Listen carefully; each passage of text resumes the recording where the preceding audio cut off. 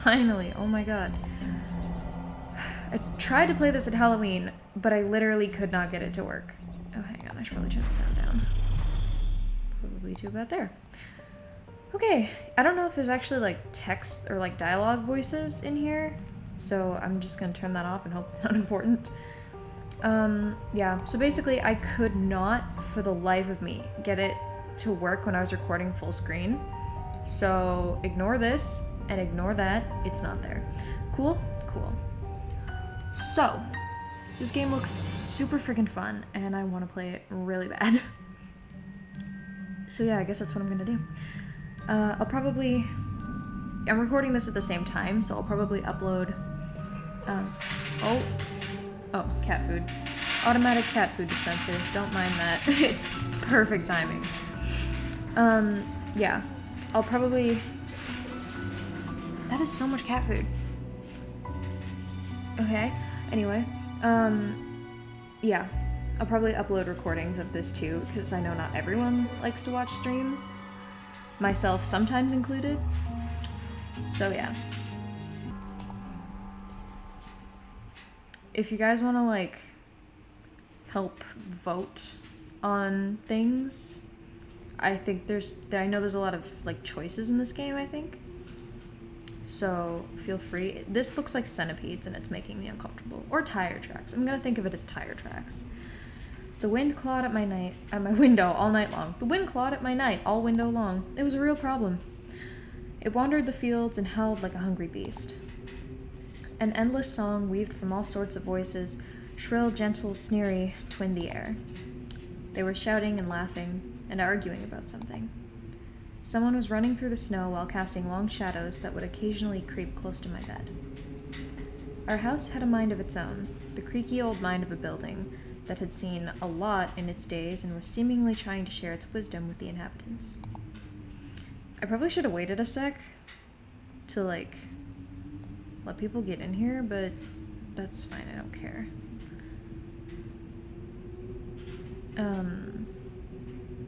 Yeah, the lonely house faced the forest, and the dark green thicket gazed back with its hollow eyes, rustling, whizzing, swaying back and forth. One could come out and stand at the edge of the forest to reassure themselves. There was nobody behind the crooked trees. Fuzzy silhouettes swaying in the wind couldn't possibly do any harm. There we go. It's just a play of light and shadows. Just a play. I knew it was just my imagination. I was already 12 after all. That's not very old, you know. Still. Oh, hello. Was he always there? There's a wolf. Hello, friends. Hey, put away your book. No. How many times have I told you not to read at the table? It's bad for your health. Look how slouched you are. That's stupid. What if I want to read at the table? Hide. Oh, cool. Oh my gosh, this is so cool. It's the 7th of some month. I don't know which month. But, you know, it's the 7th. I'm just hiding it. I didn't protest and put the book about Conan the Barbarian aside. I was stuck on a line I couldn't understand after reading it 3 times anyway. Olia had already finished her breakfast and was munching on some cookies. She was so enthusiastic she almost looked like your typical girl from commercials.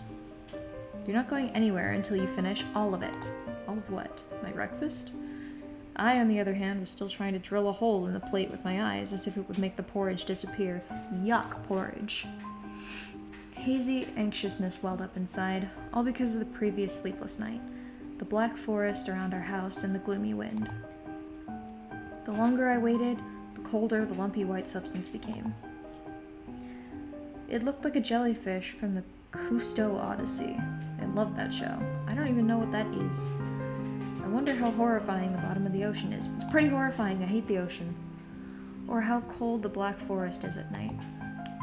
It's cold. A spoon fell out of my hand. Mom showered me with a cold glare from her green eyes. What did I just say? I'll get it. I had 10 seconds to catch my breath before battling the nasty porridge once again. I felt around for the spoon. What is this carved on the other side of the table? Capina? Karina? I guess it's supposed to.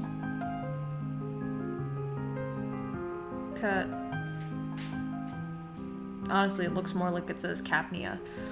Capnia, whatever. Hey, ha, that's my mom's name. I guess she carved it out with something pointy when she was little. She sure was a rascal, damaging the furniture like that. Ah yes, what a rascal. She would scold me for a week if I did something similar, though. Should I remind her about it? Probably not. That'll just piss her off. No, she's been in a bit of a bad mood lately. I imagined her being my age, sitting under this table. I wonder, was Mom afraid of the dark back then? Or the sounds coming from the attic? Or the thick forest? I imagine my grandma coming into my little mom's room, sitting at the edge of her bed where Olia sleeps nowadays, and saying this in her soft, smooth voice. Taiga is a special place, little girl.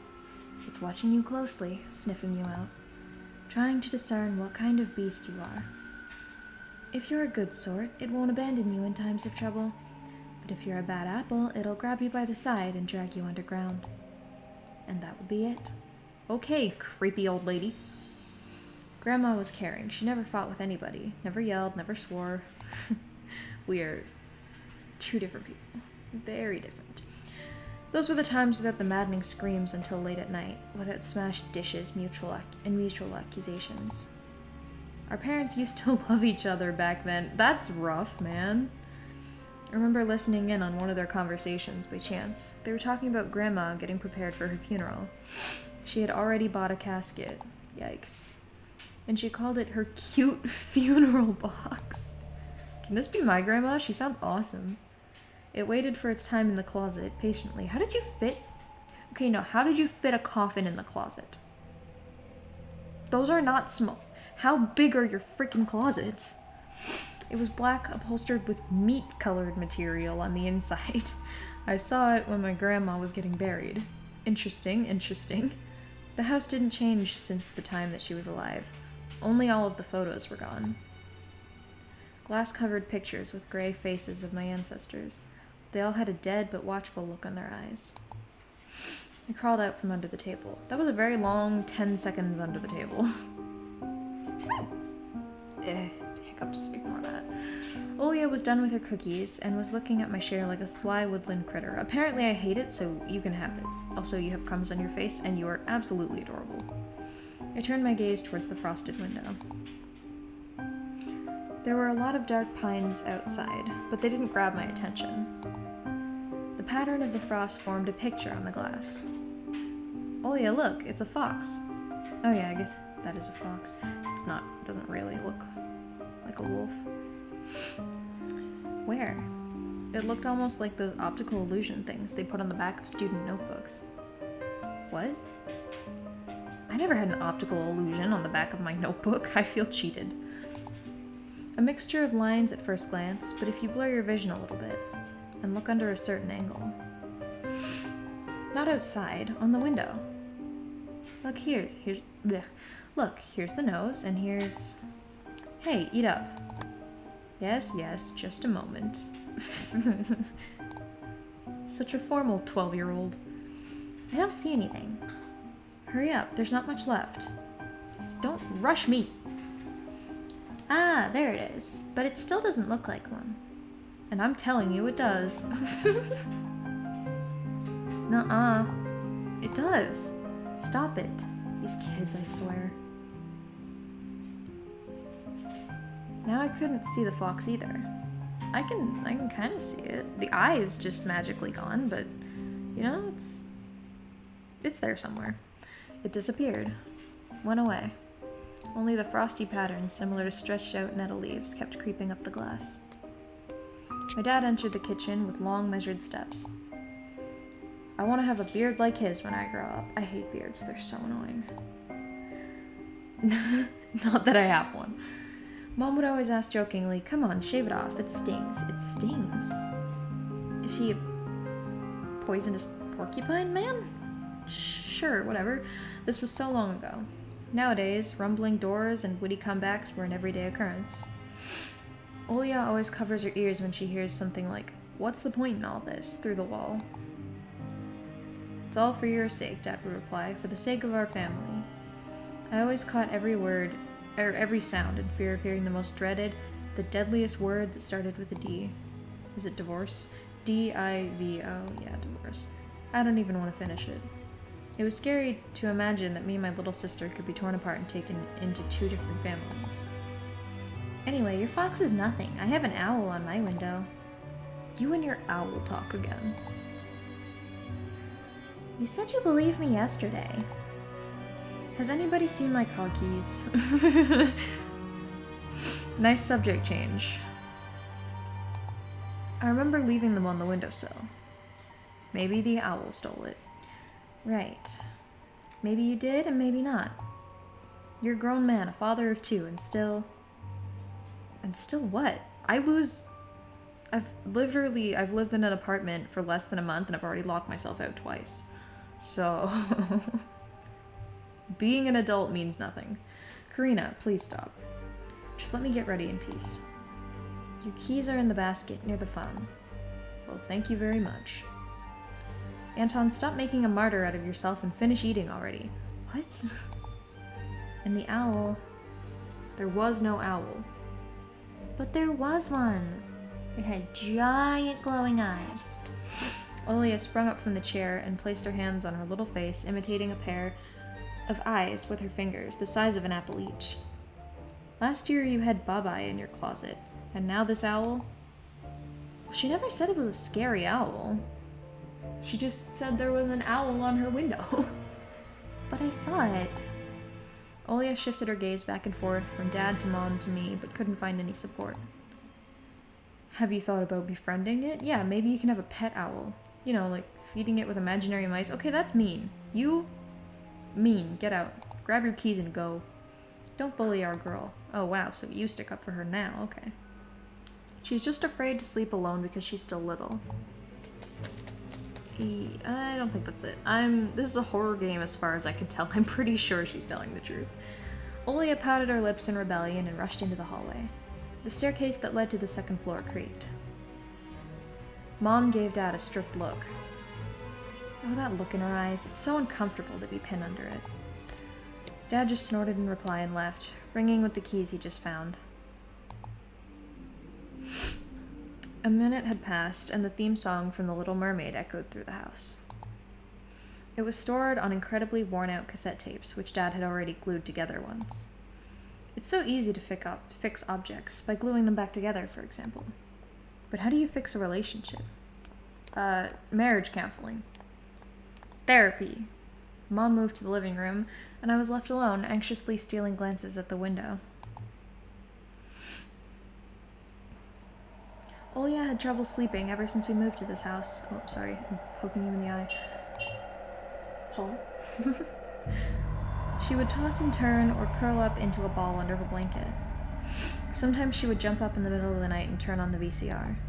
Cartoons helped to take our mind off all the troubles we had with the move and our parents. Oh, hi. See? There's an owl, and you're all crazy except for Olia. She's adorable. And then Olia said she saw the giant flying monster outside her window. She became obsessed with it. Our parents did everything in their power. They tried every little trick to get rid of those ridiculous fears. It's not ridiculous. I'm still scared of the dark. I don't like not being able to see. And especially when shadows are like, LOL, screw you. Olia refused to sleep alone and didn't believe that the owl was just one of her nightmares. After tonight, I was unsure what to make of my sister's words, what to think of it myself. Can nightmares be infectious? Just last night, I couldn't get a wink of sleep, and ended up thinking of what to expect in my new school. There were a couple of days left before the beginning of a new term. My imagination drew long, twisting hallways that led to a classroom full of kids. But all the students behind their desks were simply dark figures, cut out using a template. Circular holes gaped in the middle of their faces, and a pair of eyes blinked inside those holes. It was as if some completely different creatures were looking at me from behind the flat black silhouettes. Hi, Jean. You'd keep it as a pet? Okay. I mean, fair. Their cruel glares filled with icy sneers made me shiver from head to toe. Will I survive here? Won't they gang up on me and beat me down, stomp on me with their bloodied shoes? Why would they do that? The damn school can burn for all I care. Okay.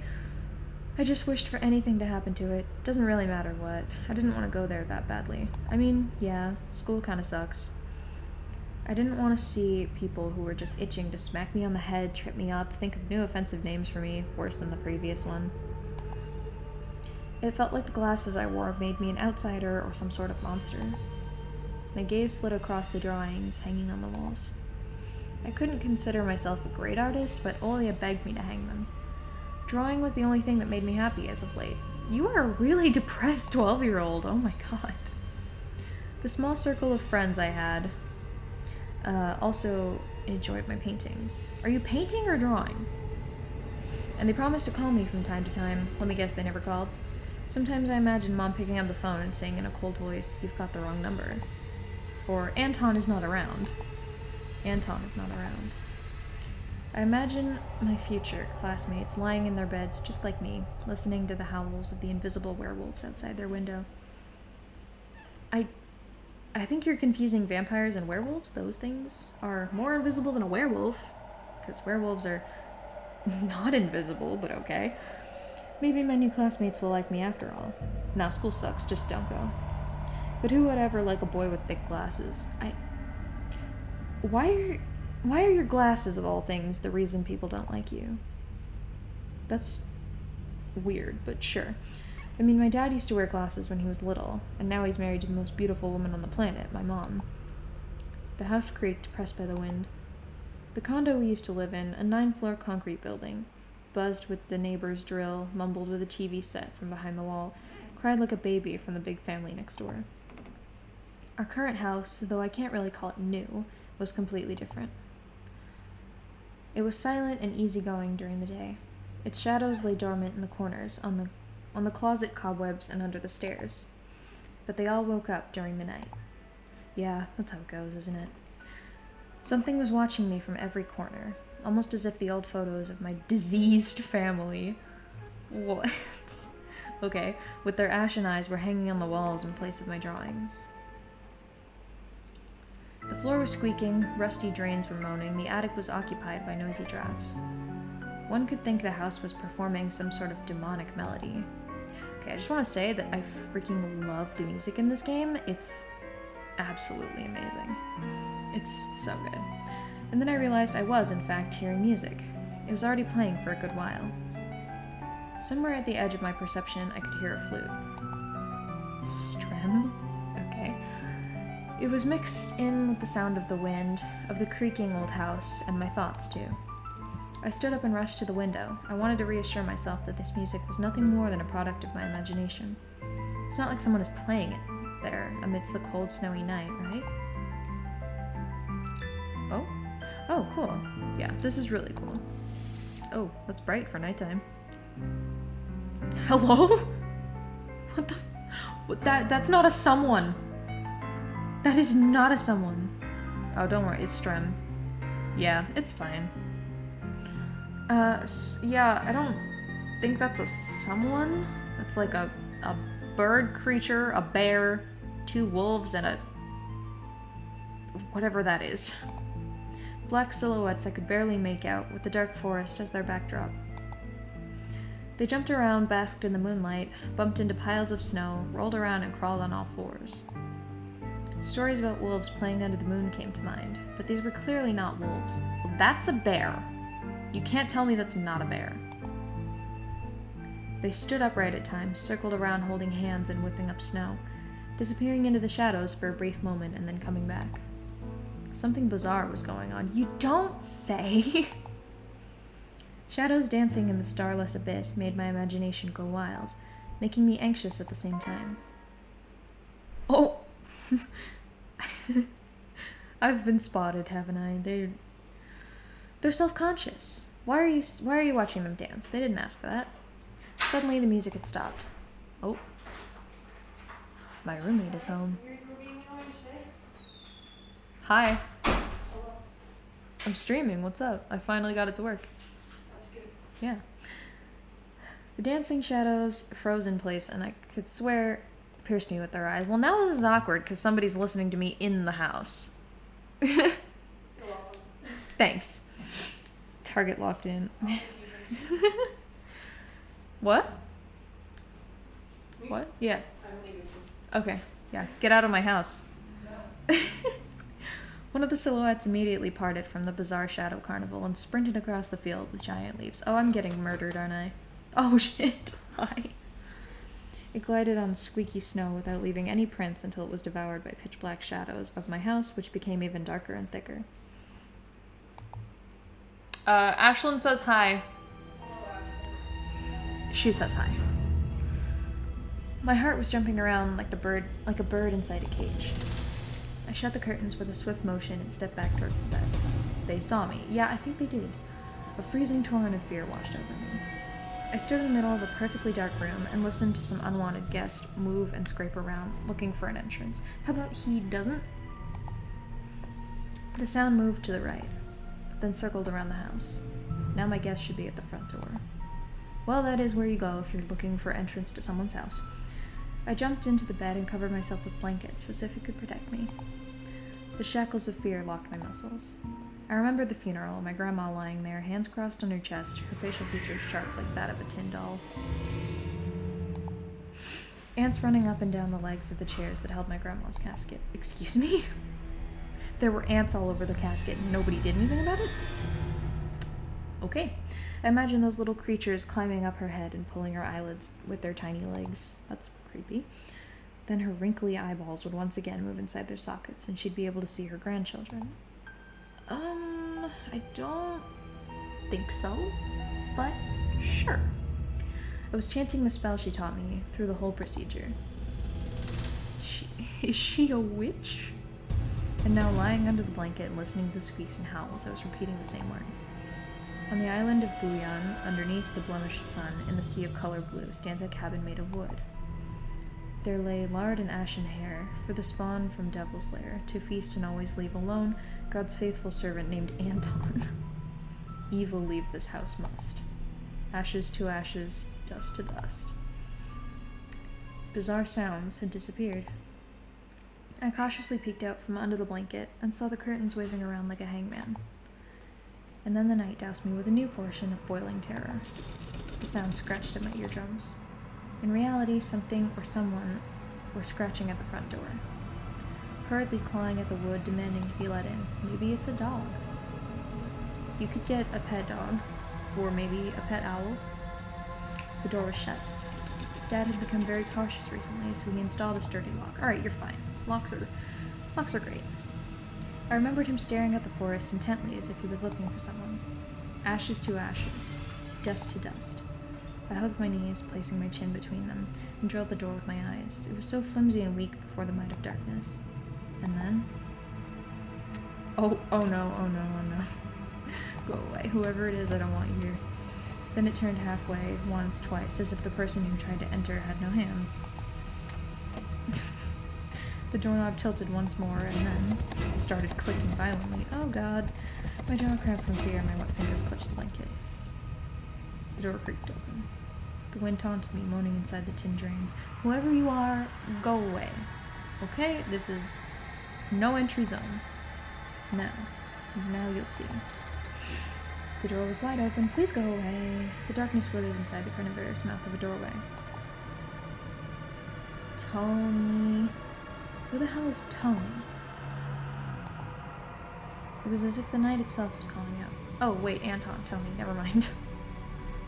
Flapping its black wings and squeaking with rusty hinges. I was trembling, ensnared by the web of darkness that hung in the corners of my room, waiting for the one who weaved it to come out of the gaping black hole. Tony.